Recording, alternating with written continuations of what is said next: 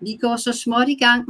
Jeg vil byde jer alle sammen rigtig hjertelig velkommen her til aften, hvor vi skal have en spændende snak omkring vaskulær demens. Og vi har simpelthen været så heldige, at Peter er kommet fra Hukommelsesklinikken på Rigshospitalet og skal fortælle omkring vaskulær demens. Og det glæder vi os rigtig meget til, fordi det er et emne, som optager en del af vores medlemmer. Så det er rigtig godt. Så skal jeg også sige, at webinaret det tager cirka en times tid, og det er altid sjovere, hvis I også deltager med spørgsmål undervejs, hvis der er noget, I tænker at kunne være vigtigt at få spurgt nærmere ind til. Og det gør I nede i chatten, som I allerede har fundet flere af jer, så den bruger I bare. Jeg skal nok holde øje med chatten også, mens Peter taler. Peter skal også nok selv holde øje med det. Men ellers prøver vi at nå igennem de spørgsmål, der skulle være. Så skal jeg sige, at vi optager webinaret, men vi optager kun den del, hvor I kan se os, og vi kan se slidesene. Så jeres chatdel kan ikke ses, men vi skal nok sige spørgsmålene højt, sådan så at det går igennem. Og det gør vi lidt af alle de her GDPR-årsager, at man ikke skal kunne se folks navne. Så det er en del af det. Så er det sådan, at det her er det sidste webinar inden sommerferien. Men så starter vi op igen efter sommerferien i løbet af august og september måned. Og det første webinar der kommer til at handle noget omkring afasi og hvilke redskaber man kan bruge i forhold til at kommunikere. Så det handler meget om, hvordan kan man kommunikere sammen, fordi at afasi rammer ikke kun den enkelte, det rammer jo hele familien. Så det bliver det næste emne, vi kommer til at drøfte. Så der håber jeg, I vil se med, og hvis I har lyst til at have et bestemt emne på et af webinarierne og sådan noget, så skal I være meget velkommen til at skrive til tilmeldt@hjernesagen.dk. Og det var tilmeldt@hjernesagen.dk. Det vil vi sætte meget stor pris på at få nogle tilkendegivelser om, hvad det var, I kunne have lyst til at kunne være det næste webinar. Men velkommen til, og nu vil jeg give ordet til dig, Peter. Ja, men tak for det, tak for velkomsten, og tak for den her lejlighed til at fortælle om vaskulær demens. Det er jo et emne, der ligger mig meget på sinde. Jeg er speciallæge inde på Hukommelsesklinikken inde på Rigshospitalet, og der må vi bare sige, at vaskulær demens fylder rigtig meget. Så gennem den næste times tid her, så skal vi tale om lidt forskelligt. Vi skal tale om, hvad demens i det hele taget er. Hvad er det, der skal til for, at man kan tale om, at man har en demenstilstand. Så skal vi tale lidt om de her forskellige funktioner, som kan være påvirket. Vi skal tale lidt om, hvad der kan ligne demens, og hvad ikke er det. Og så selvfølgelig så skal vi bore os ned i den vaskulære del, altså det, som man også kan kalde blodpropsdemens. Og det er faktisk ikke helt ukompliceret, det må vi sige. Det er sådan noget, vi diskuterer inde hos os, hvor vi skal lægge den her sygdomsenhed, men det skulle helst blive tydeligt undervejs. Så som sagt, altså en lille smule kompliceret, det vi kaster os ud i her, men jeg skal prøve at gøre det så godt som muligt, og hvis der er nogle spørgsmål undervejs, så sender I dem bare ind, og så skal jeg sådan prøve at se, om jeg kan få det ignoreret, ellers så kan vi nok få tid til spørgsmål bagefter måske. Som sagt, så fylder vaskulær demens meget inde hos os, inde på Hukommelsesklinikken, og det her er sådan lidt gammel opgørelse over demenssygdomme og hvad årsagerne til demens er. Som sagt, vi skal nok komme tilbage til, hvad demens egentlig er, men når man opgør personer med demens, og så kigger på, hvad er årsagen til demens, jamen så fylder blodkarsdemensen, den vaskulære demens, fylder rigtig meget. Det man kan sige er, at demens er sådan et overbegreb, en samlebetegnelse, og vi er så som læger og sundhedspersoner meget interesseret i at finde ud af, jamen, hvad er sådan den underliggende årsag, hvad er etiologien. Nogle gange så kan man komme til at læse en eller anden avisartikel, hvor journalisten har skrevet, at der er sket det for personen, at han både har fået demens og den frygtede Alzheimer's sygdom. Og så som læser tænker man, du kunne godt lige have ringet ind til os og hørt, hvordan skelner man egentlig de her to? Fordi, som sagt, demens det er et overbegreb, en paraplybegreb, og så er der forskellige sygdomme, som man putter ind under den paraply, hvoraf, som I kan se af den her graf, Alzheimer fylder rigtig meget, men vaskulær demens kommer ind på desværre en anden plads. Og så er der, som man også kan se af den her graf, sådan lidt et overlap mellem personer, der har vaskulær demens, og så den her sygdom, der hedder Alzheimers demens, hvor det er en anden type ødelæggelse af hjerneceller, der er på spil. Så den her paraplybetegnelse demens, den skal vi lige have styr på. Vi skal lige vide, hvad det er, vi taler om, når vi taler om demens. Og der kan gives forskellige definitioner. Den definition, jeg bedst kan lide, den er tilbage fra 2011. Og det er jo fordi læger kan godt lide definitioner, fordi vi kan godt lide at putte ting ned i kasser. Hvis vi har ting ned i kasser, jamen så ved vi, hvad vi har med at gøre. Ikke? Så har vi en kasse herover med en slags sygdom, ikke? Og så har vi en kasse over på den anden side med en anden slags sygdom, og så kan man hælde nogle piller ned i den der kasse, og så kan man se, hvordan det virker, eller man kan hælde nogle piller ned i den anden kasse, og så se, om det virker slet ikke. Så vi er meget optaget af definitioner, og nogle gange må vi jo sige, at det er jo biologi, så det kan skride lidt, men her er sådan et forsøg på en definition på demens. Og vi kan lige gå det slavisk igennem for at vide, hvad det er, vi taler om. Det er altså nogle symptomer, som giver en påvirkning af funktionsniveauet. Det vil altså sige, at man har nogle vante aktiviteter, som man så kan få problemer med at udføre. Det kan være et arbejde, eller det kan være sprog, det kan være hukommelse, det kan være sådan noget som at handle, den slags sådan ellers almindelige opgaver, som man så får problemer med. Som punkt 2 står der, at det her det skal være en tilstand, som er en forringelse i forhold til det tidligere funktions- og præstationsniveau.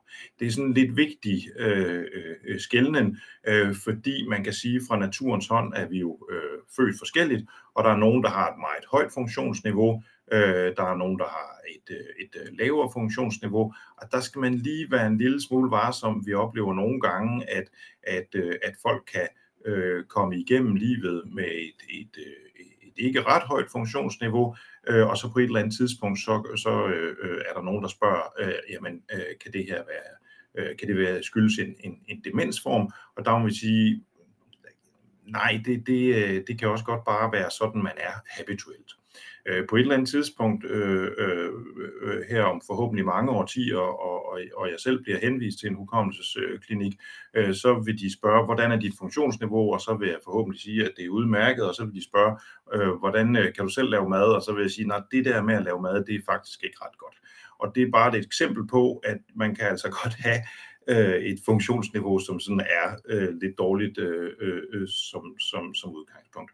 Og det er derfor, at vi har det her punkt 2, der siger, jamen for at der skal være tale om demenssygdom eller demensbegreb, så skal det altså være en forringelse i forhold til tidligere. Så er der et punkt nummer 3, som siger, at de her symptomer skal ikke kunne forklares af delir eller psykiatrisk sygdom. Det er sådan et punkt, som er indført for at være sikker på, at vi ikke overser nogle andre reversible tilstande. Vi kommer til at kigge lidt på demens, hvordan demens er i vores begrebsverden sådan irreversibelt, men der kan sagtens være nogle reversible tilstande, som gør, at det kan ligne demens, men hvis det behandles, jamen så kan man slå symptomerne ned.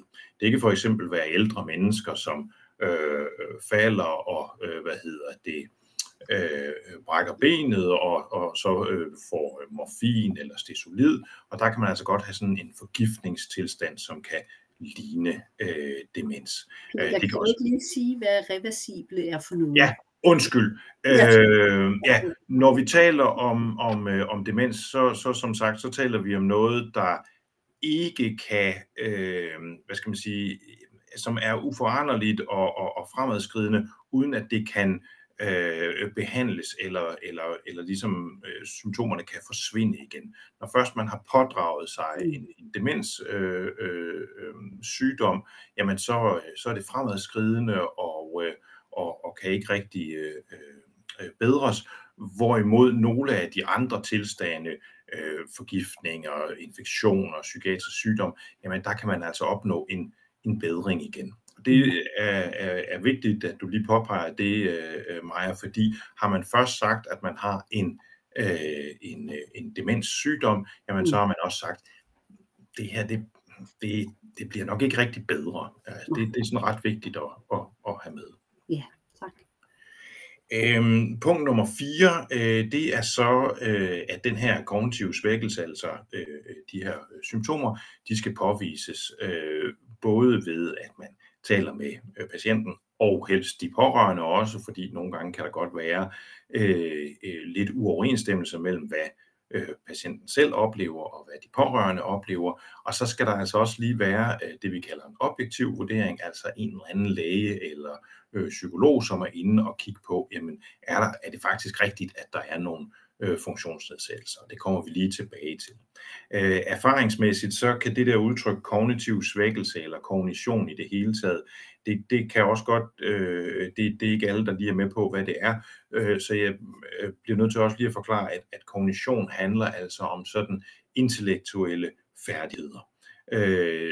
Forskellige sådan hjernemæssige funktioner. Så vi kan tale om, at sprog kan være en kognitiv funktion, evnen til at regne kalder vi en kognitiv funktion, at huske er en kognitiv funktion. Og det fører i virkeligheden hen til punkt 5, nemlig at når vi skal tale om demens, jamen, så skal der være mindst 2 sådan kognitive domæner eller 2 kognitive funktioner, sådan intellektuelle funktioner, som skal være påvirket. Det er altså ikke nok, at man kun har påvirkning af sin hukommelse eller kun har påvirkning af sit sprog, for at man har en demens. Det kan også, altså der skal være mindst 2 påvirkninger. Og nu indledte mig jo med at sige, at der kommer et oplæg om afasi også, og der kan man sige, jamen hvis man er afatisk efter et stroke for eksempel, jamen har man så per definition demens? Nej, det har man per definition ikke, fordi der er det kun et kognitivt domæne, der er påvirket. Så vi siger, at det skal være mindst 2. Vi kommer til at kigge lidt på, hvad det er for nogle kognitive domæner, der kan være påvirket. Her står svækket evne til at tilegne sig og huske nye oplysninger. Det er altså det, vi kalder hukommelse. Der er noget med dømmekraft, noget med sådan visuelle, rumlige færdigheder, altså kan man se til højre, se til venstre, kan man finde rundt. Der kan være noget med sproget, og så er der ofte også noget med personlighed. Vi kan lige tage de her kognitive domæner, eller nogle af dem i hvert fald, fordi det er sådan erfaringsmæssigt en god idé lige at vide, hvad taler vi om, når vi taler om de her kognitive domæner. Hvad er det, der kan være påvirket? Og ofte, hvis man er pårørende til en person med en demenssygdom, så vil man kunne sidde og nikke genkendende til nogle af de symptomer, som jeg beskriver nu. Det er altså de kognitive domæner her. Og vi kan lige starte med hukommelsen, som kan være påvirket. Den sidder der i den del af hjernen, der hedder temporallarben og hippocampus. Og hukommelse er sådan en størrelse, som vi ved godt så nogenlunde, hvad det er, og folk kommer også ind til mig på klinikken og siger, at den er gal med hukommelsen, men sådan i en, hvad skal man sige, fysiologisk, sådan funktionsmæssig forstand, der arbejder vi ikke med hukommelse som overordnet begreb. Vi deler det op i det, vi kalder indlæring og genkaldelse.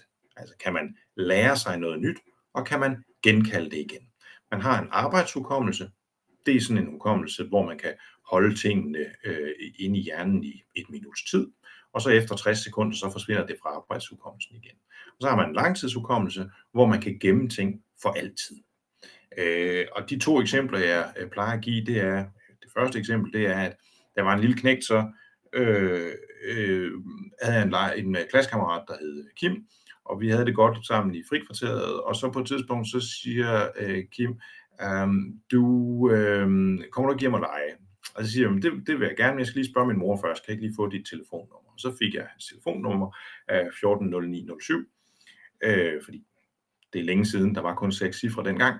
Og så skrev jeg det ned på en seddel, og så gik jeg hjem og spurgte min mor, kan jeg godt lege med Kim? Og det sagde han, det kan du godt. Og så gik jeg hen til min drejeskivetelefon, og så tog jeg et lille stykke papir op, og så drejede jeg på drejeskivetelefonen 140907. Og i det, jeg drejede det nummer, der brugte jeg min arbejdshukommelse, og da jeg så fik Kim i røret, jamen så havde jeg glemt det igen, fordi jeg havde kun haft det her telefonnummer i min hjerne i 1 minuts tid. Men så skete der det, at Kim og jeg, vi blev ret gode venner, så derfor så skulle jeg ret ofte ringe til Kim. Og det betød, at så måtte jeg ret ofte have det der stykke papir frem fra min lomme og stå inde ved telefonen. Og det betød, at ved at gentage det her nummer ret mange gange, jamen så fik jeg det indlært af 140907. Og det betyder, at så gemte jeg det over i min langtidshukommelse, og derfra kan jeg altid hente det frem. Man kan ikke ringe på det nummer nu, det får man ikke nogen glæde af, man får ikke engang fat i Kims forældre. Men det er bare et eksempel på, at det her nummer, det har altså gemt sig i min langtidshukommelse. Det andet eksempel, jeg plejer at give, det er, at når man går til forældremøder, så går man hen til en, så siger de, jeg hedder Ulla, og jeg er mor til Victor, og så går man videre til den næste, og hun siger, at jeg hedder Mette, og jeg er mor til Felix, og for mig så er det kun inde i min arbejdshukommelse. Det kommer aldrig videre til langtidshukommelsen. Men min kone, hun er ret god til det her, så hun flytter det med det samme via indlæring fra arbejdshukommelsen over i langtidshukommelsen. Så når man kommer hjem, så siger man, hvem var alle de mennesker? Så siger hun, men det var Ulla, hun er mor til Victor. Så hun er ret god til det der med at flytte oplysninger fra arbejdshukommelsen til langtidshukommelsen. Langtidshukommelsen deler vi også op i sådan noget, der er ubevidst. Det kan være sådan noget som at cykle eller skrælle kartofler eller sådan noget, det som vi kalder procedurer, og derfor kalder vi det procedural hukommelse. Og så har vi sådan en mere eksplicit hukommelse, noget som man kan udtrykke med sprog, og det deler vi igen op i det, der hedder semantisk hukommelse, altså som er almen viden, hvad hedder hovedstaden i Tyskland, hvor ligger Eiffeltårnet, den slags, og så en selvbiografisk hukommelse, det der hedder den episodiske hukommelse, som altså er sådan noget med en selv, hvad har ens job været, hvornår blev man gift, den slags. Det kan man altså spørge folk til. Så det er hukommelsen, og prøv at tænke på hukommelsen, ikke bare som hukommelse, men som noget med indlæring og genkaldelse. Det er sådan, vi tænker på det. Så der er en række andre kognitive funktioner, som sådan er fordelt rundt omkring i hjernen, som I kan se. Der er noget med sprog. Kan man komme i tanke om sprog? Kan man producere ord? Men også sådan noget med, kan man indgå i en samtale på en relevant måde? Kan man for eksempel... kan man fornemme, hvad der foregår i den her samtale, og kan man være med i den? Kan man overholde samtalens regler, eller taler man ud af en tangent, eller taler man om noget helt andet? Ikke også?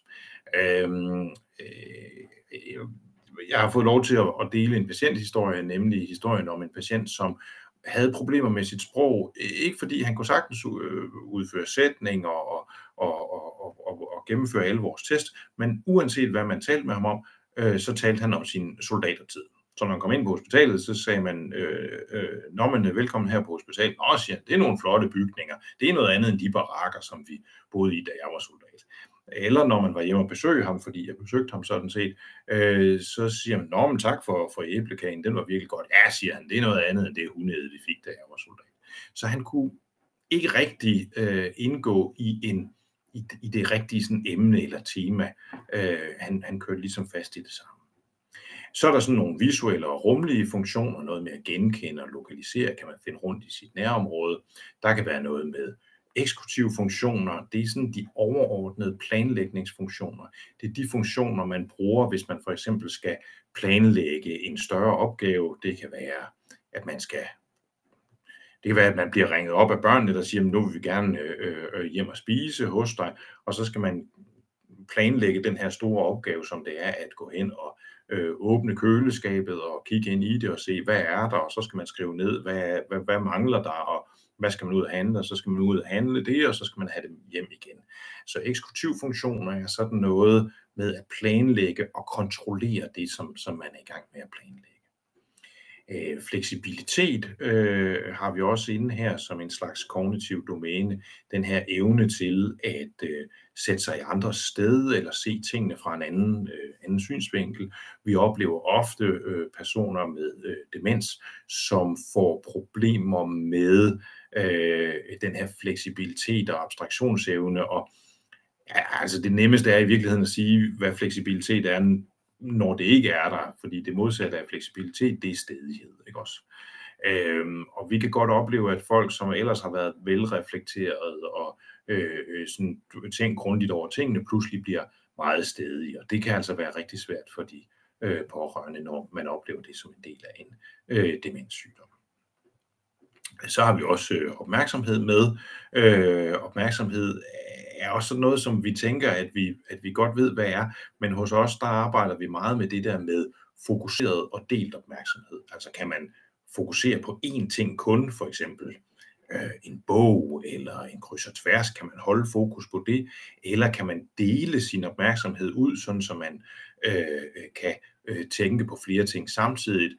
For eksempel som sagt, er jeg ikke god til at lave mad, men min kone, hun kan sådan noget, hvor hun både koger nogle kartofler og snitter nogle grøntsager, og så er der også noget, der steger, mens der er noget i ovnen. Sådan noget, det kan jeg slet ikke overskue. Men den der delte opmærksomhed, det bruger man rigtig meget. Man bruger det ekstremt meget, når man kører bil, ikke sandt? Der skal man både kunne holde styr på speeder og bremser og det næste trafiklys, og er der benzin på tanken, og hvad vej skal jeg? Skal jeg dreje til højre, eller skal jeg dreje til venstre? Kan jeg nå det i tide? Kommer der en cyklist? Den slags delt opmærksomhed bruger man meget, når man kører bil. Jeg kan godt sige, at bilkørsel er nok det mest, altså det kognitivt mest krævende, jeg kan komme i tanke om, at almindelige mennesker udsætter sig for. Altså det er noget af det mest komplicerede, man overhovedet kan gøre, det er at færdes i en bil i trafikken. Det er sådan noget, som vi alle sammen kan gøre, men når man tænker over sådan de processer, der er involveret, så er det godt nok omfattende. Så det har vi med. Til sidst har jeg skrevet 2 punkter, der hedder styring og monitorering af egen adfærd, og så indsigter og sygdomserkendelse, og det er det der med, om man kan se sig selv i en bestemt situation, kan man se sig selv udefra, kan man forstå, hvad der foregår, og har man indsigt i sine egne begrænsninger. Og der er det altså en del af demenssygdommene, der hører det ret ofte med, at man ikke har indsigt i sine egne begrænsninger. Ja, det kan være rigtig, rigtig pinefuldt, både for de pårørende, men også for patienten selv pludselig at opleve, at patienten har en oplevelse af, at de sagtens kan huske deres nøgler, eller at de sagtens kan køre bil, men der står altså nogle pårørende ved siden af og siger, jamen prøv at høre far, du glemmer hele tiden dine nøgler, eller vi er faktisk rigtig bange for at køre bil med dig, fordi du overser cyklisterne og sådan noget. Så der kan altså komme en diskrepans der mellem, hvad patienten selv oplever, og hvad de pårørende oplever. Det der med indsigt og sygdomserkendelse er noget, vi knokler rigtig meget med hos os. Så hvis vi lige kigger på den her definition en gang til, jamen så har vi nu, bare for at gentage det, altså den her sådan overordnede idé om, hvad demens er. Det er noget, der er fremadskridende, det er noget, der giver en reduktion af funktionsniveauet i forhold til tidligere funktionsniveau, og så skal det altså involvere flere af de her kognitive domæner, som jeg lige har nævnt. Så hvis man kigger godt efter på den her definition, hvis man virkelig studerer den, så vil man opdage, at der er faktisk nogle sygdomme eller tilstande her, som godt kan ligne demens, uden at være det. Altså sygdomme, hvor man kommer i mål med den her definition, uden at der er tale om, hvad skal man sige, irreversible, altså uhelbredelige og fremadskridende hjernesygdomme. Jeg har lige taget et par eksempler med på de her tilstande, som kan forveksles med demens. Det kan være sådan noget som en depression, hvor man jo også får nedsat initiativ, nedsat overblik, man kan få problemer med hukommelsen, nogle oplever også, altså man får jo adfærdsforstyrrelser, hvor man trækker sig rigtig meget, så det kan ligne meget. Det liger altså den her tilstand, hvor man bliver meget forvirret i forbindelse med en infektion. Alkoholforbrug fylder rigtig meget inde hos os, det vil sige, det er rigtig mange danskere, som mener, at de skal drikke 2 til 3 glas rødvin hver aften, og også gerne en øl til frokost. Og vi må bare sige, at et dagligt alkoholforbrug hos personer, der er fyldt 65, som har et dagligt alkoholforbrug, der kan jeg næsten ikke skelne det fra en demenssygdom. Vores neuropsykologer, de gider ikke se folk, der har et dagligt alkoholforbrug, fordi de siger, det her, det kan vi simpelthen ikke skelne fra demens. Så instruktionen er altid, at så må man holde op med at drikke alkohol først, og så kan man blive udredt derefter. Alkoholforbrug er en meget hyppig årsag til tilstande, som kan forveksles med demens. Men det er jo vældig nemt at lave om på. Langt de fleste af de her danskere, som synes, de skal hygge sig med 1 eller 2 glas rødvin til maden om aftenen, de kan jo bare holde op. Altså, det kan de fleste. Så det skal man lige være opmærksom på. Andre ting, som kan forveksles med demens, kan være sådan noget som medicinbivirkninger, altså hvis man får sløvende medicin. Søvnforstyrrelser kan give problemer, hvis man altså sover rigtig dårligt om natten, jamen så er man også dårligt udhvilet i løbet af dagen, og det kan altså give problemer med kognitionen. Nedsat hørelse har vist sig at være en risikofaktor for at udvikle demens, men det kan altså også forveksles med det. Den er vi meget på udkig efter. Så kan man fra naturens hånd være dårligt begavet, og så er der nogle andre tilstande også. Ængstelse er ret almindeligt. Den læner sig lidt op af depression, men den ser dog alligevel lidt anderledes ud. Så kan man få nogle stofskifteforstyrrelser, epilepsi, andre hjernesygdomme, som kan ligne demens. Men for at der virkelig skal være tale om demens, for at man kan få lov til at gå inde hos os, inde på hukommelsesklinikken, så skal man altså fejle noget, hvor hjernen i sig selv er ved at gå i stykker, altså hvor det ikke er noget udefrakommende, men hvor det er noget iboende i hjernen, der giver problemerne. Vi taler om neurodegeneration inde hos os. Neuro, det betyder, at det er noget, der foregår i hjernen, og at det degenererer, jamen det er jo, at det gradvist går til grunde, og sådan bliver nedbrudt og ødelagt. Nu har jeg lige taget nogle billeder af nogle mikroskopioptagelser af nogle af de her demenssygdomme, hvor man sådan kan se hjerneceller gå til grunde, men ellers så generelt, så må man sige, at det handler altså om, at de her netværk, som er inde i hjernen, de bliver nedbrudt. Det her, det er et billede af, hvordan man forestiller sig netværk i hjernen, de udvikler sig fra man er nyfødt og til man vokser op. Og det man kan se er, at de sorte pletter, det er jo hjernecellerne, og så er der sådan nogle lange tråde imellem, og det er de her lange tråde, vi bruger til at lære nyt med. Det er der, vores funktioner ligger. Det er alle de her netværk, signalveje, som ligger imellem hjernecellerne. Det er der, vi gemmer vores funktioner, det er der, vi gemmer vores hukommelse, alt det, som vi lærer. Og i løbet af vores tidlige barndom, men også resten af livet, jamen der kan vi opbygge netværk, vi kan lære os nyt.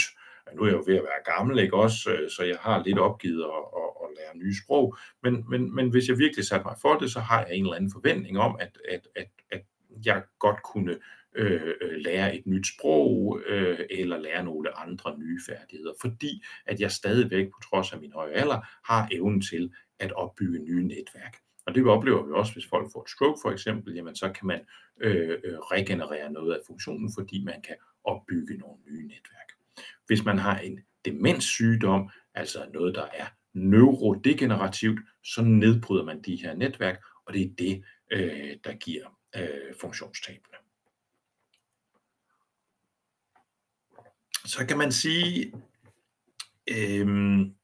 at er det så det, vi taler om, når vi taler om vaskulær demens? Det synes jeg,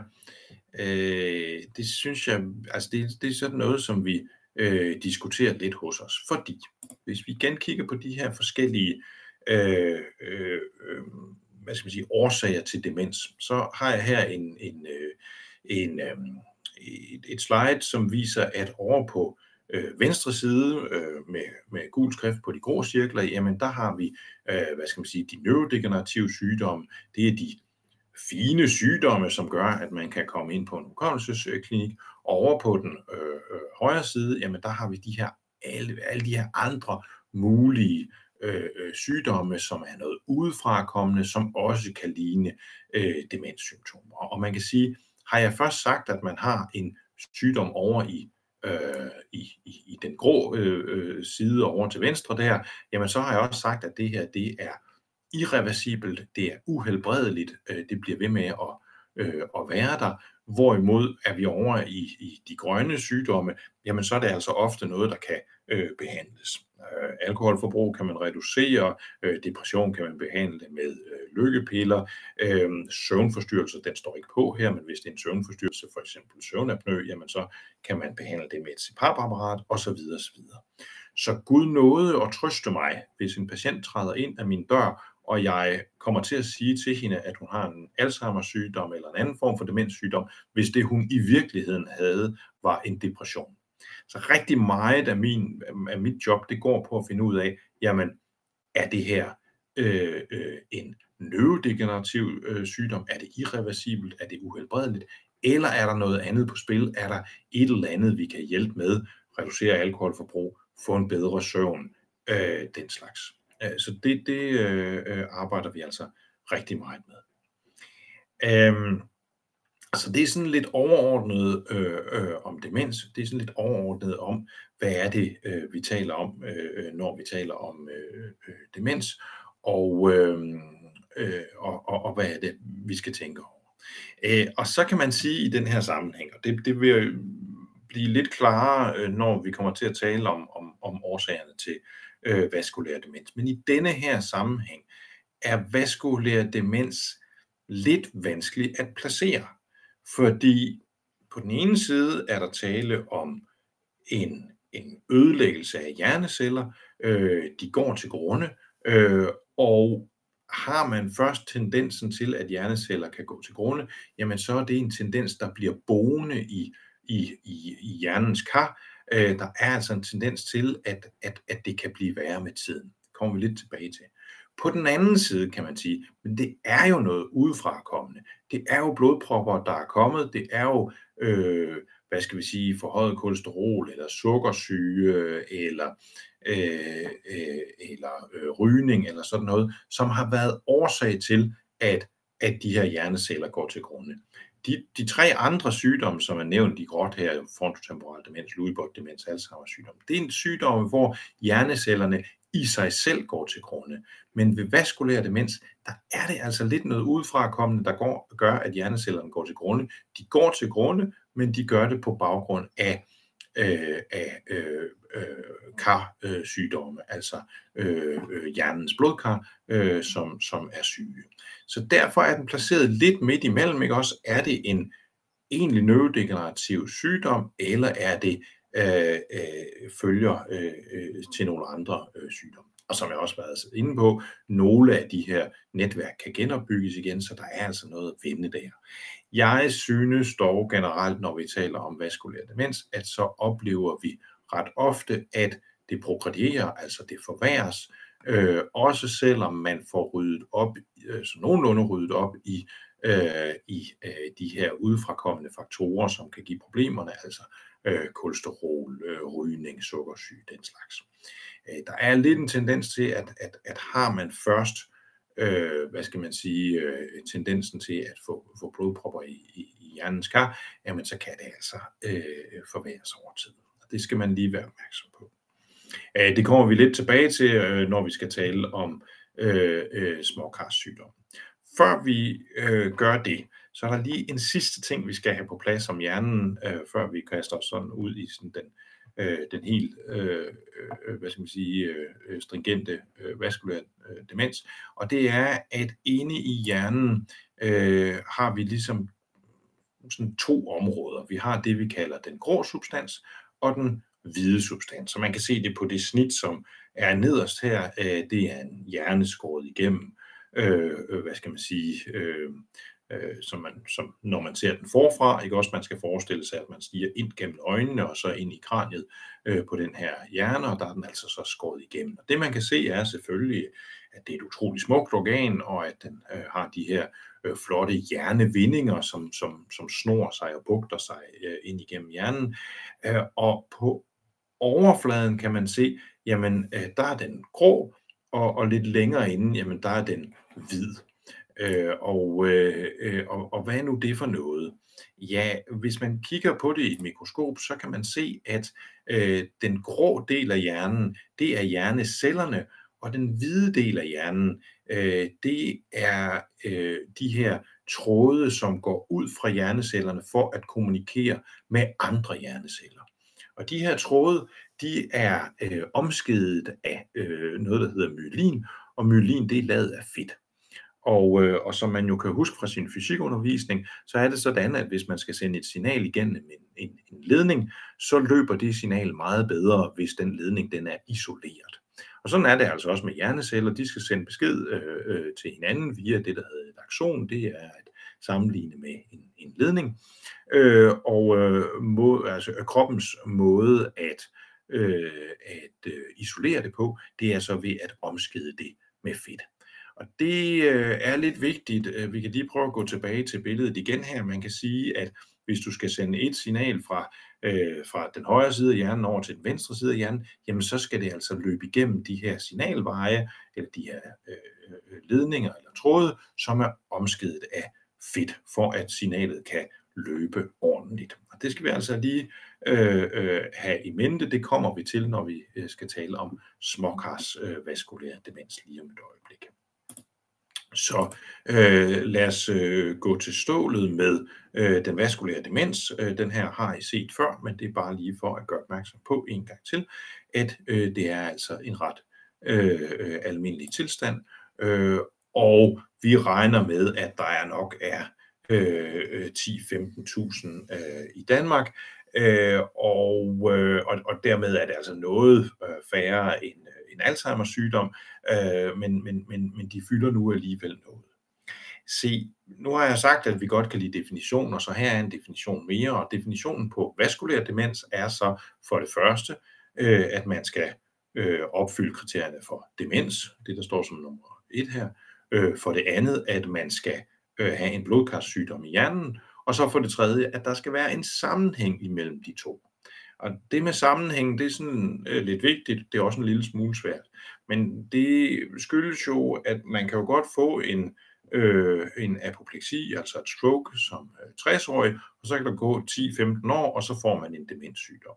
Og så vil vi sige, okay, det er fint nok, du har en blodkarssygdom i hjernen, det vidste vi godt, men nu er der jo gået 10-15 år, så den demenstilstand, du udvikler nu, det har nok ikke noget med det at gøre.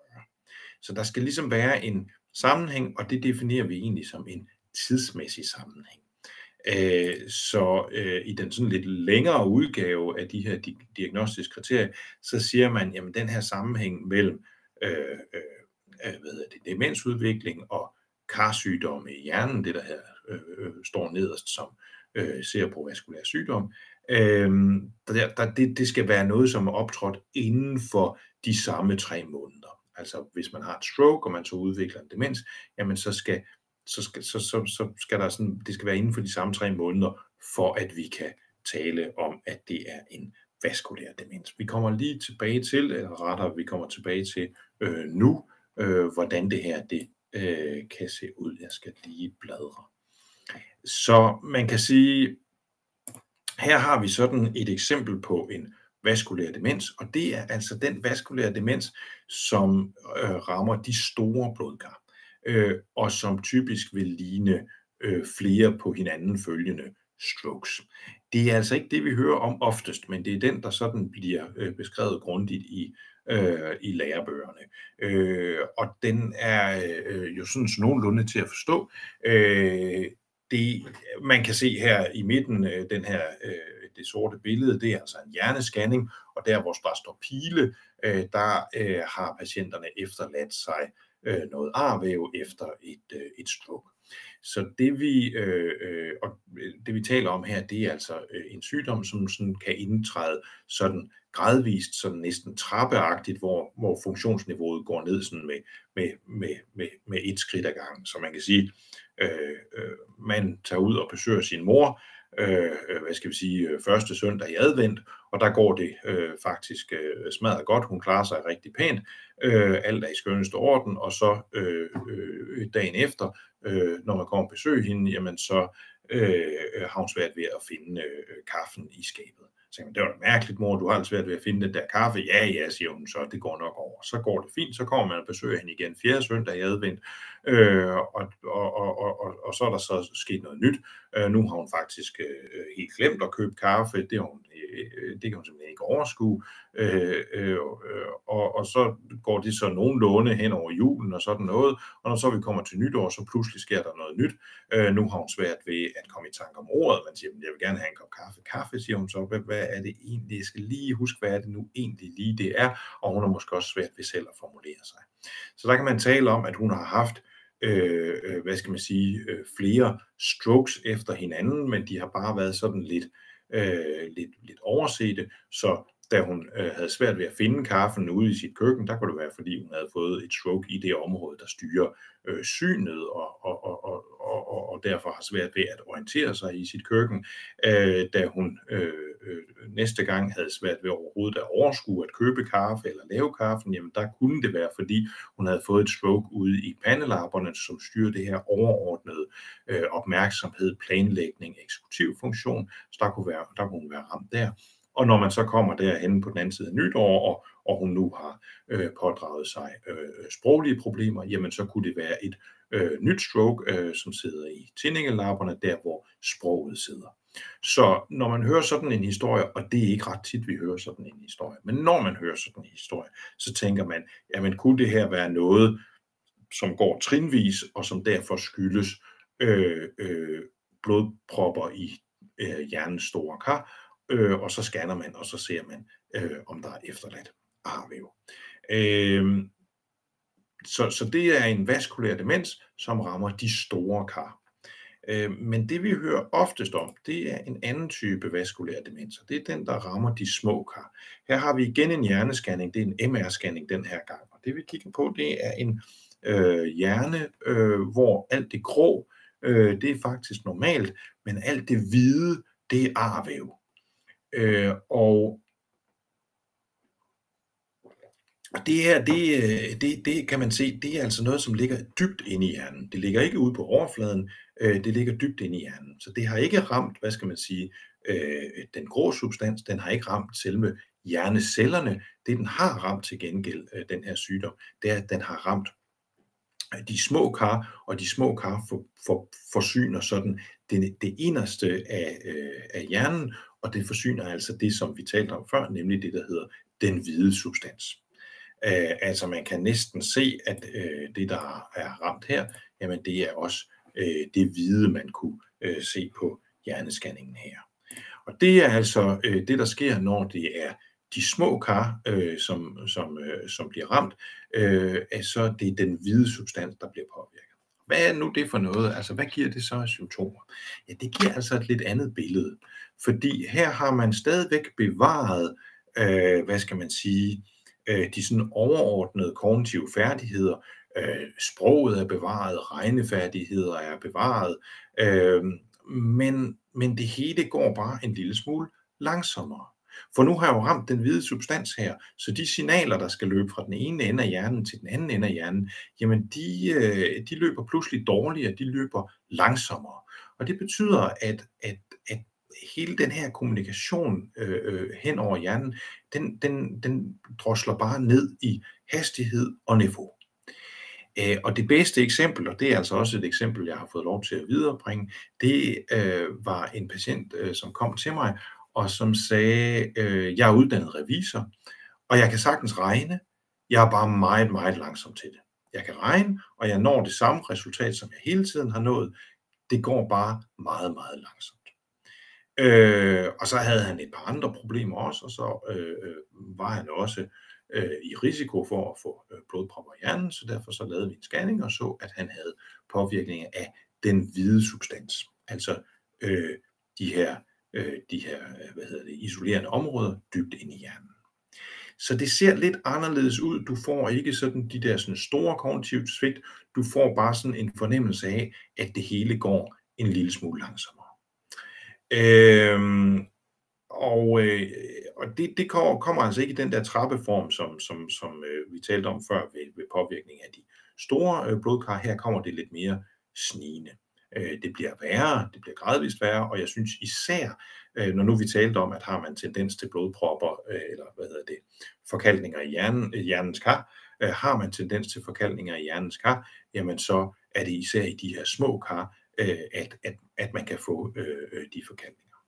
Så er det oftest ledsaget af gangbesvær, fordi der dybt inde i hjernen, der er også nogle af de sådan, styringsmekanismer, som styrer gang, og der sidder altså også nogle af de mekanismer, som styrer vandladningen, altså kan man holde på vandet, kan man styre sig, når man skal tisse, eller har man svært ved det og bliver inkontinent. Så ofte vil de her symptomer være ledsaget af gangbesvær og urininkontinens.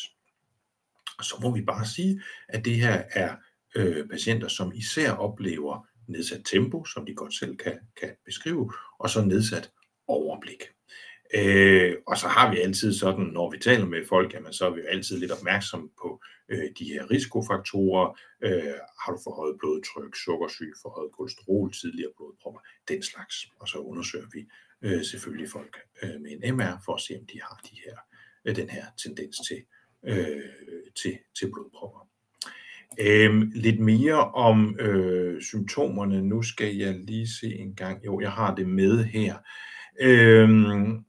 Hukommelsen bliver ikke helt så påvirket som ved de andre demensformer. Ved Alzheimers sygdom, som er den mest almindelige demensform, jamen der er hukommelsen meget påvirket. Der er virkelig problemer med indlæring og genkaldelse. Det er ikke så galt ved vaskulær demens, men det kan bestemt ses. Det kan det altså, fordi man skal jo trods alt have en vis opmærksomhed og overblik for at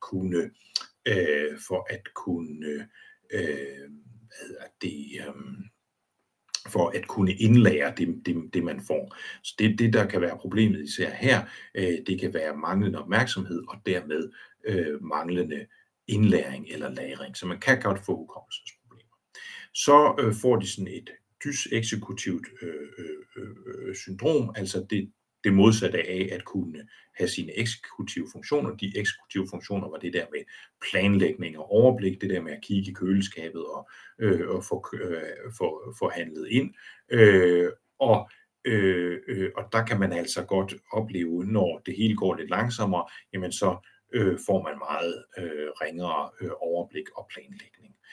Nu har jeg ikke sat opmærksomhed på her, men jeg må dog sige, at ved vaskulær demens bliver opmærksomheden også påvirket, og det der overblik og opmærksomhed, som man skal have i trafikken, kan faktisk være rigtig, rigtig påvirket, og det giver altså lidt problemer, fordi så er vi jo som læger nogle gange forpligtet til at nedlægge et kørselsforbud. Og det er jo især, hvis vi oplever det her med, at overblikket giver problemer. Og det siger lidt sig selv, når hele systemet kører langsomt, når det er svært at sende signal fra den ene del af hjernen til den anden, jamen så er det måske også svært ligesom at kigge over til højre og se, at der kommer en pige cyklende, og så nå at bremse på det rigtige tidspunkt. Så det er sådan noget, vi er lidt opmærksomme på. Som sagt, bilkørsel er noget af det mest krævende, vi almindelige mennesker kan foretage os, så det skal vi være forsigtige med. Så har jeg også skrevet, at de her personer med vaskulær demens har en relativt velbevaret personlighed og indsigt. Fordi da vi talte om demens sådan overordnet, der talte vi om, at man kan have nedsat sygdomsindsigt. Det kan man også godt se ved vaskulær demens. Det er bare ikke helt lige så hyppigt som ved nogle af de andre demensformer. Så hvis en patient kommer ind til mig og siger, ligesom revisoren siger, at jeg er revisor, jeg kan godt regne, det er bare blevet meget langsommere, så siger jeg, okay, han har bevaret sygdomsindsigt, så jeg tænker egentlig, at det godt kunne være vaskulært. Hvorimod, hvis han træder ind og siger, at alting er i skønneste orden, og det er familien, der siger, at der er alle problemer, så skal jeg være lidt mere varsom, så skal jeg lige tænke på, kunne det være en af de andre demensformer, der er på spil. Men vi må dog sige, når man får påvirkning af sine pandelapper, jamen, så kan man godt miste den her egen indsigt, og så derfor kan man altså godt få nedsat sygdomsindsigt ved den her tilstand også. Så bliver jeg også nødt til at sige, at de her patienter kan få sådan nogle adfærdsmæssige symptomer. Det kan godt hænge sammen med stroke. Folk kan blive mere grødlabile, altså kan græde over sådan helt almindelige ting. Jeg havde en patient, som ikke brød sig om at komme på gaden, fordi han boede lige ved siden af en børnehave, og når han hørte de der børn lege inde i børnehaven, så syntes han, det var så rørende, at han stod der på fortovet og gav sig til at græde, og det syntes han faktisk var en lille smule pinligt, og det fik ham til at holde lidt igen. Man kan behandle det med almindelige antidepressiva, det plejer at tage det. Så kan de her patienter blive irritable. Nogle kan blive sådan helt apatiske, hvor de ikke gider interessere sig for noget som helst, fordi det simpelthen går for langsomt. Men vi oplever også, at de kan blive irritable, og jeg plejer at spørge på den måde. Jeg kigger på den pårørende, så spørger jeg, jamen, har han fået kortere lunte? Og hvis svaret er, ja, han har fået kortere lunte, så spørger man lidt til det. Og patienten vil også ofte selv kunne sige, det er rigtigt nok, jeg er blevet mere irritabel, jeg er blevet mere vred. Og et eksempel, som vi hører mange fortælle om, det er, jamen jeg bliver vred på mine børnebørn. Det er sådan ret specielt, det der med at blive vred på sine børnebørn. Det er abnormt også. Og det er sådan noget, hvor man tænker, der skal vi lige være opmærksomme. Og jeg kan ikke lade være med at tænke på, at det der nok sker er, at når man får besøg af sine børnebørn, jamen, så har de jo et barns kreative evner, så de har mange ting, de gerne vil. Man skal se deres nye legetøj, og man skal se deres computerspil, og man skal også læse en bog, og man skal også se deres tegninger og sådan noget. Prøv at se farfar, her er min tegning, og se farfar, her er mit computerspil. Og det kan godt blive lidt meget. Man får simpelthen for mange input, og hvis så hjernen er langsom til at processere det, hvis hjernen ikke kan kapere alle de input samtidig, jamen så reagerer man enten ved apati, ved simpelthen helt at trække sig, holde sig fra det, eller ved at blive irritabel og sige, nu må jeg gå væk med det computerspil, eller nu gider jeg simpelthen ikke høre mere om de fodboldkort. Fordi man kan simpelthen ikke overskue det selv, og det skyldes simpelthen, at de her signaler dybt ned i hjernen går for langsomt, så det er svært at få behandlet alle de stimuli, som man kan blive udsat for. Så derfor oplever vi, at vores patienter kan reagere med irritabilitet.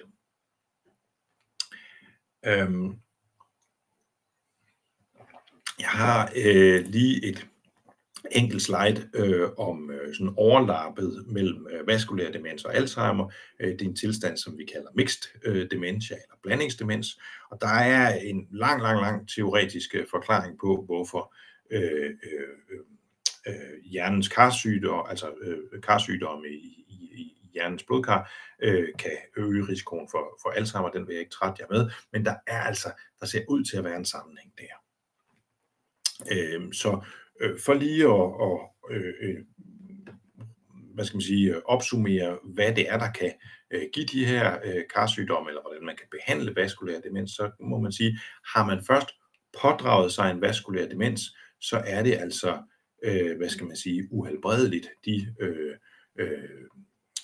symptomer, eller de skader, som er i hjernen, og de symptomer, som det er efterladt, jamen dem kan man ikke helbrede.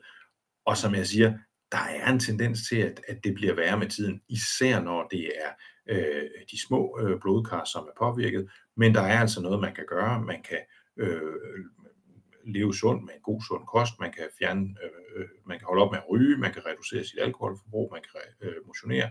En velreguleret sukkersyge er enormt vigtig. Kolesterolsænkende medicin kan hjælpe rigtig meget. Jeg tror ikke, jeg har skrevet blodtrykssænkende medicin på, men det hører naturligvis med. Og har man tidligere haft blodpropper, jamen, så vil man jo også blive tilbudt blodfortyndende medicin. Så det bør man jo have også. Det aller sidste, jeg vil vise i dag, det er en oversigt, som er udført af et meget anerkendt, hvis ikke det mest anerkendte lægevidenskabelige tidsskrift, det der hedder Lancet, hvor man har spurgt nogle demenslæger og spurgt dem, hvad kan egentlig forebygge demens, sådan helt overordnet set. Og der har man sagt, der er nogle ting, vi kan gøre noget ved, og så er der nogle ting, vi ikke kan gøre noget ved. Og den slange, som I ser her til højre i billedet, det er det kan man altså desværre ikke se så godt, men det er de forskellige faktorer, som påvirker forskellige tidspunkter i livet. Så den blå øverste, det er det, der sker tidligt i livet. Den grønne, det er det, man kan gøre for sig selv midt i livet, og det orange, det er det, som stadigvæk kan have betydning sent i livet. Helt til venstre i slangen, der bugter der sig sådan en grålig figur, og det er de faktorer, man ikke kan gøre noget ved. Man kan ikke gøre noget ved sin alder. Den er ubønhørligt fremadskridende, og man kan i biologisk sammenhæng heller ikke rigtig gøre noget ved, hvilket biologisk køn man er født med, i den forstand, om man enten har XX-kromosomer eller XY-kromosomer, så er altså vores kønskromosomer. Det kan vi ikke ændre på, så der er 65% af vores risiko der, som vi ikke kan ændre på. Men der er altså nogle livsstilsfaktorer, vi kan ændre på. En af dem, ret overraskende, er at kort uddannelse er en risikofaktor for demens, hvorimod hvis man får sig en lang videregående uddannelse eller bliver ved sent i sit liv at videreuddanne sig, for eksempel ved at følge webinarer eller på anden måde dygtiggøre sig, jamen så kan man så nogenlunde forebygge, man kan ikke fuldstændig forebygge demens, men det sænker altså ens risiko. Så er der de her almindelige sådan, blodkars risikofaktorer, kost, rygning, alkohol, motion, den slags. Og så lidt specielt, hvis man er socialt isoleret, og døvhed hænger nok lidt sammen med det, fordi døvhed gør også, at man får lidt færre input. Der er lavet et nyt studie, der viser, at det også gælder for blindhed, altså døvhed, ikke blindhed, men for synsdefekter med stær for eksempel. Så døvhed, blindhed, social isolation giver for få stimuli, og det kan altså også øge risikoen for demens. Så der er masser, man kan gøre selv her for ligesom at forebygge det. Peter, der er kommet et spørgsmål. Ja. Omkring, hvis mikrobølledningerne sidder i grå substans, er de så ikke så alvorlige som i den hvide substans? Det synes jeg er et godt spørgsmål. Mikroblødninger bryder vi os jo generelt ikke om, vel? Altså, det kommer an på, hvor mange man har, og så kommer det også an på, hvor den sidder henne.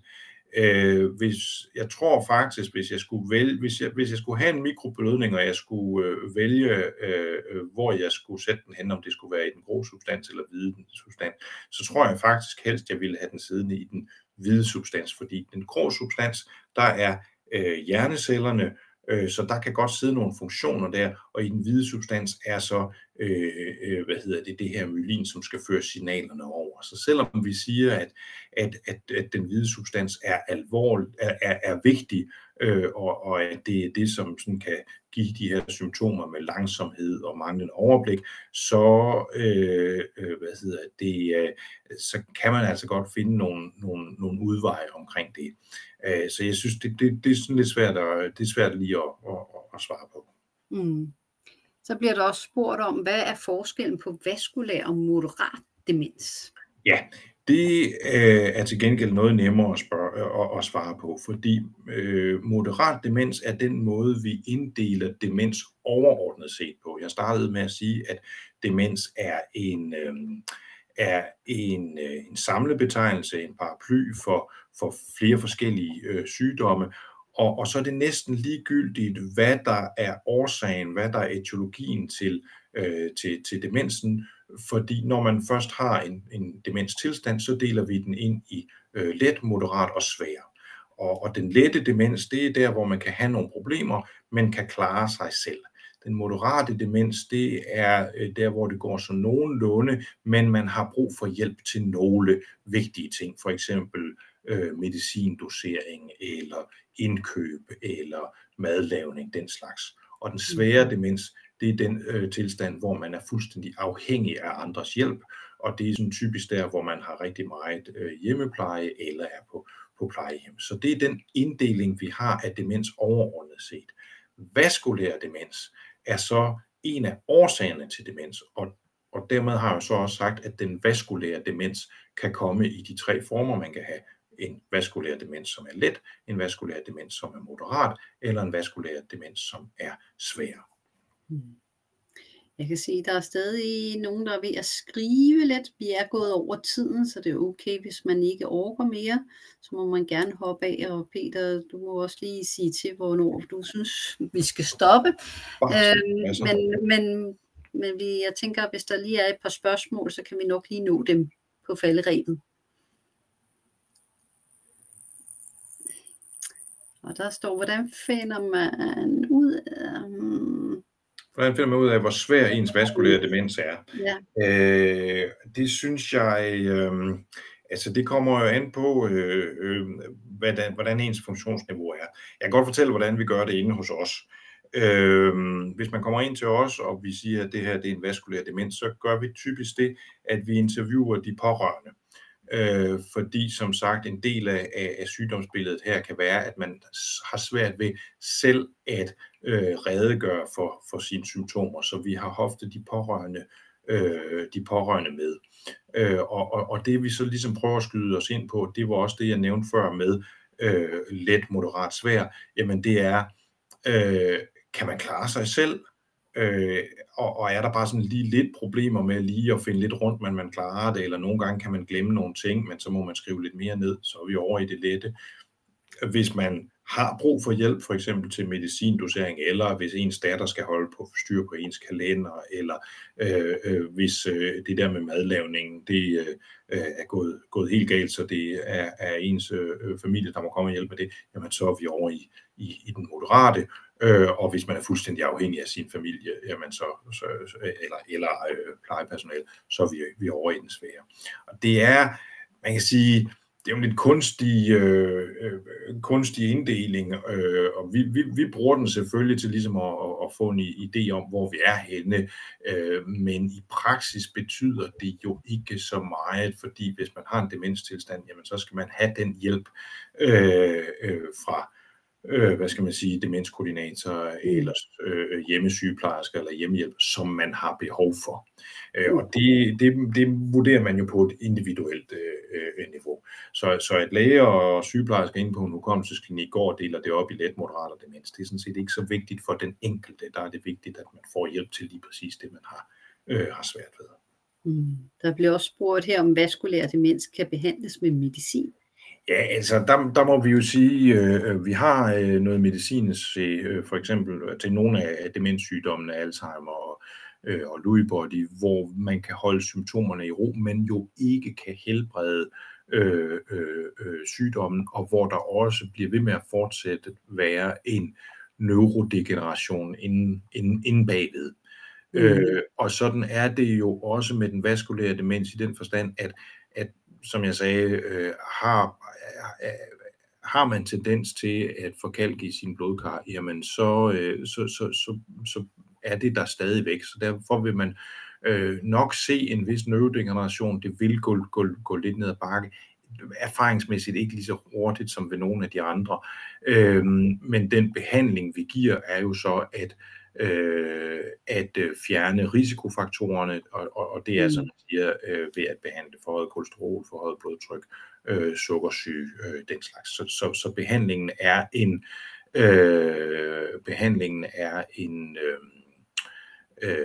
hvad skal man sige, en symptomatisk behandling af alle de andre årsager, som ja. Der er en her, der spørger, om man kan få en second opinion inde hos dig, når man er diagnosticeret i Roskilde. Ja, det vil sige, hvis man er diagnosticeret i Roskilde, så er man diagnosticeret hos Peter Høgh, som var ham, der oplærte mig. Så er man jo nok i gode hænder. Ja. Men man kan i hvert fald godt spørge, om man kan få en second opinion, og inde på Rigshospitalet får vi rigtig mange. Ikke rigtig mange. Vi får nogen til second opinion, som regel, hvis lægerne er i tvivl ude på den hukommelsesklinik, man oprindeligt kommer fra. Men det er den hukommelsesklinik, man er på, som skal henvise ind til os. Ja. Og så er der en her, der spørger, er det inde hos jer? Er det hos Hjernesagen? Nej, det er ikke hos Hjernesagen. Det er på hukommelsesklinikken på Rigshospitalet. Ja, og så har vi jo også det tilknyttet, vores hukommelsesklinik er jo tilknyttet Nationalt Videnscenter for Demens. Ja. Og der kan man altså finde rigtig meget materiale inde på vores hjemmeside også. Nationalt Videnscenter. Præcis. Ja. Godt. Jeg tror, vi er ved at være nået til vejens ende. Jeg vil sige tusind tak for i aften til jer alle sammen, der deltog. Vi får lavet en video af det her, og den sender vi til jer. Der er også en her, der spørger, om hukommelsesklinik findes det i Aarhus? Ja, der er hukommelsesklinikker i Aalborg, Aarhus, Odense, Roskilde, og så en del hukommelsesklinikker i Region Sjælland. Der er også en i Fredericia eller Kolding. Og så ligger der nogen over i Midtjylland, som jeg ikke helt har styr på. Hvis man er bekymret for sin hukommelse, så skal man jo gå til sin egen praktiserende læge, og så henvise de til den hukommelsesklinik, som er tættest på. Ja, det er så fint. Godt. Det var godt. Jeg er glad for, at I har fået noget ud af det i aften. Tusind tak for det i hvert fald. Når jeg lukker ned, så lukker jeg ned for alle, så jeg siger også tusind tak til dig, Peter, for at komme og være med i dag. Og jeg skriver lige til dig her i løbet af en af dagene i hvert fald. Så god aften til alle.